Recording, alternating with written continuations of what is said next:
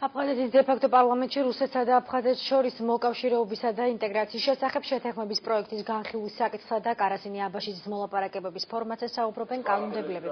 საპარლამენტო უმცირესობას კარასინი აბაშიძის მოლაპარაკების ფორმატი უშედეგოდ მიაჩნია, ხოლო რუსეთსა და აფხაზეთს შორის ხელშეკრულების გაფორმებას ქვეყნისთვის საფრთხეთ აღიქვამენ. მმართველი გუნდში აცხადებენ, რომ რუსეთთან მოლაპარაკებებს ალტერნატივა არ გააჩნია.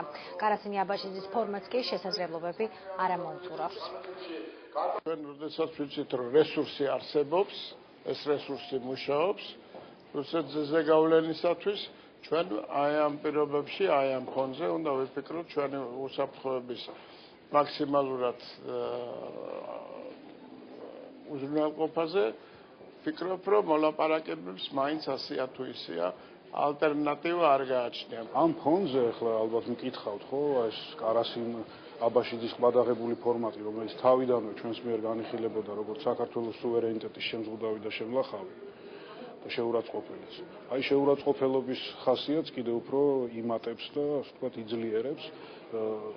თუ ვაშლების გაყიდვაზე ლაპარაკი, ხო გადაწყვიტეს. ეს ახლა კიდე რაზე საუბრობენ ამ ფონზე, როდესაც საქართველოს ტერიტორიების ანექსირება ხდება.